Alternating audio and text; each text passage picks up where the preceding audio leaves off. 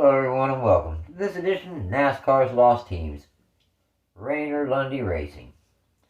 So, Harry Ranier started entering race cars in NASCAR's top division at a sporadic rate starting in 1967. But due to records, I can only really dependably find back to about 1975. I do know the team made 10 starts from 67 to 74, scoring 3 top 10s. The team was operational from 1967 through about almost the conclusion of 1988. Then in, I think near the end of 1996, or, in 1996, he made a return, to the ownership side of things, obviously. We'll explain that a little bit later in the episode. They had some very quality drivers drive for them, such as Buddybaker, Bobbyallison, Cale Yarborough, and even Davey Allison. Now, Lundy in Ranier-Lundy Racing is JT Lundy. He exited the team in 1987. So, in 1975, the team signed Jim Vanderver to make 12 starts in a number 31 Dodge with Triple Elkhorn Mining serving as the sponsor. Their best start was 11th in the fall at Richmond. Their best finish was 4th in the fall at Darlington. Overall, they scored 1 top 5 and 4 top 10s. In 1976, the team made 1 start in Talladega in the spring, with Jim Vanderver behind the wheel of that number 31, starting 35th and finishing 13th. So he really did make up some spots there. Vanderver made one last start for Ranier in 1977 at the Daytona 500, again in the number 31 Triple Elkhorn Mining Dodge, starting 19th and finishing 20th. Now, that following season, the team signed Lenny Pond to drive for them. This was the first time they ever attempted a full-time season. They switched the number to 54, and WIN Incorporated was their sponsor of their Chevrolet. Their best start was first 5 times, both races at Martinsville and both races at Natural Fairgrounds, then in the fall at Bristol. Their best finish was first in the summer at Talladega, after some of the leaders got caught up in a wreck of Bill Elliott after he blew a tire. Overall, and that is what turned out to be a really solid season, honestly. 5 poles, 1 win, 11 top 5s, and 19 top 10s, on their way to finishing 7th. Yes, a top 10 points finish, their first top 10 points finish. 7th, the final points. That victory at Talladega was the team's first, and that was Lenny Pond's first and final victory in the Cup Series. At the conclusion of that season, Lenny Pond and Ranier Racing parted ways. For the 1979 NASCAR Cup Series season, the team signed Buddybaker to drive their number 28 Spectra Oldsmobile, or otherwise known as the Gray Ghost car, full-time.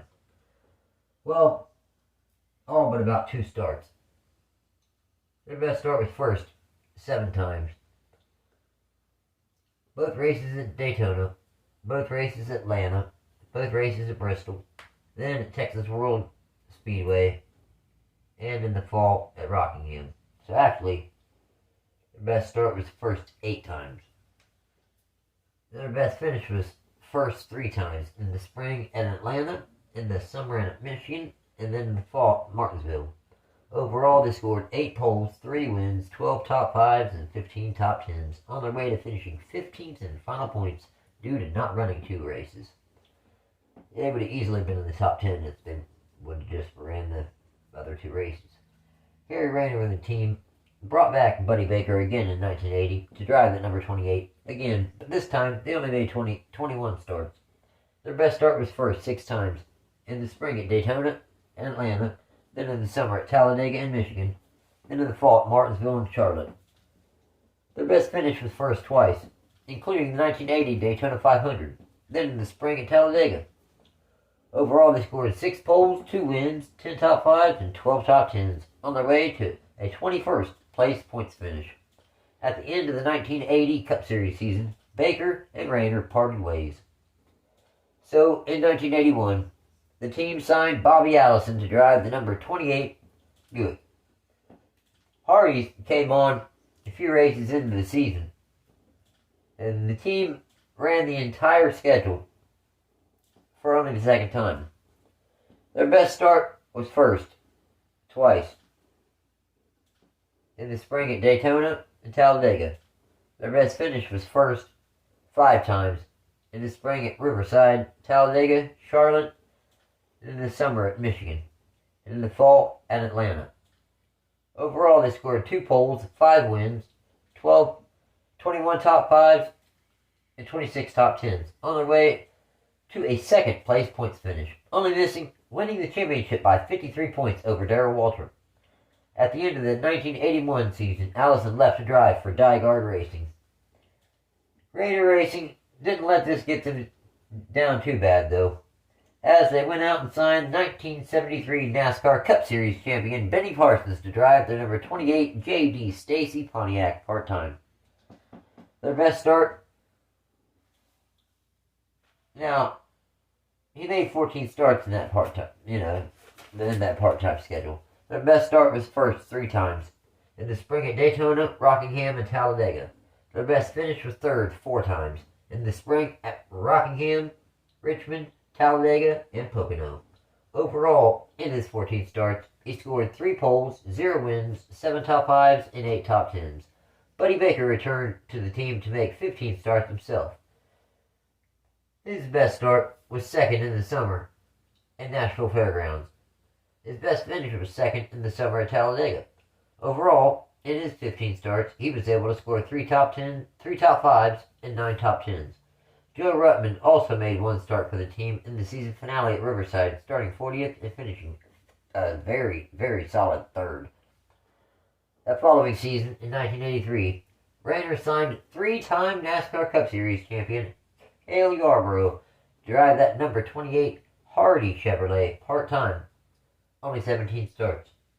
Their best start was first 3 times, in the summer at Daytona and both races at Talladega. Their best finish was first 4 times, including the 1983 Daytona 500, and in the spring in Atlanta and both races in Michigan. Overall, in 17 starts, they scored 3 poles, 4 wins, 4 top 5s, and 8 top 10s, and they ended up 28th in final points, only running a little over half the schedule. Ranier and the number 28 Hardy Chevrolet team did pretty much the same thing they did the season prior. Signed Cale Yarborough to drive part-time, 16 starts once again. Their best start was first, 4 times, both races at Daytona and Talladega. Their best finish was first 3 times, including another and his 4th and final, Daytona 500 victory in the spring at Talladega and Pocono. Overall, they scored 4 poles, 3 wins, 10 top 5s, and 10 top 10s, en route to finishing 22nd in final points, even though still they ran barely over half the scheduled events. Again, in 1985, Ranier-Lundy Racing once again ran a part-time schedule with Cale Yarborough behind the wheel of the number 28 Hardy's Ford. They made 17 starts this season. Their best start was second 4 times, in both races at Talladega and Daytona. Their best finish was first twice, in the fall at Talladega and Charlotte. Overall, they scored 0 poles, 2 wins, 6 top 5s, and 7 top 10s, and finished 26th in final points. Cale's victory at Charlotte was his 83rd and final. Now, in 1986, the team brought back Yarborough for one final part-time season. His numbers had really started to fall off, and definitely not all because he was leaving his prime, but rather the team wasn't at the best point either. Their best start was first in the summer at Daytona, and their best finish was third twice in the spring at Pocono and Charlotte. Overall, they scored 1 pole, 0 wins, 2 top 5s, and 5 top 10s in 16 starts. Cale's pole at Daytona was his final of his career. Cale and Ranier parted ways at the conclusion of the 1986 Cup Series season. Another Allison was making his way into the NASCAR Cup Series in 1987. Davey Allison became the new driver of the number 28 Ford. They raced most of the schedule, 22 races. Their best start was first, 5 times. Both Rockingham races, then in the summer at Daytona, Michigan, and in the fall at Darlington. Their best finish was first twice, in the spring at Dover and Talladega. His first career victory was at Talladega. Overall, in 22 starts, they scored 5 poles, 2 wins, 9 top 5s, and 10 top 10s, on their way to a 21st place points finish, as well as Allison being awarded Rookie of the Year honors in 1987. Harry Rayner was honestly, after well over a decade, 2 decades now, a little over 2 decades now, of ownership to some degree in NASCAR, he was ready kind of to get out of NASCAR. He was looking to get out of team ownership, but wasn't certain who would be interested in his team. Well, he didn't have to look far, because on October 1st, 1988, his engine builder at the time, Robert Yates, decided to buy the team. So at the conclusion of the 1988 season, Rayner Racing would become Robert Yates Racing. But first we had the 1988 season. Once again, the team signed Davey Allison to drive the number 28 Texaco Havoline Ford. This time, full-time. Their best start was first, 3 times. In the spring at Talladega and Charlotte, then in the fall at Richmond. Their best finish was first twice, in the fall at Michigan and Richmond. Overall, they scored 3 poles, 2 wins, 12 top 5s, and 16 top 10s, en route to a solid 8th place points finish. After being out of the sport for almost a decade, Rayner came back into ownership. This is after he had already left. He came back into ownership in the NASCAR Cup Series. And in the then Busch Series. But, well, now Xfinity Series. Now, in the season finale in Atlanta in 1996, in the number 20 Ford, driven by Elton Sawyer in the Cup Series, they started 24th and finished 23rd. Rayner did also field an Xfinity Series car, a number 15 for IRL star at the time, open wheel star at the time, Tony Stewart, for his first 9 starts in NASCAR. The team shut down following the season. Stewart's best finish was 16th at Bristol.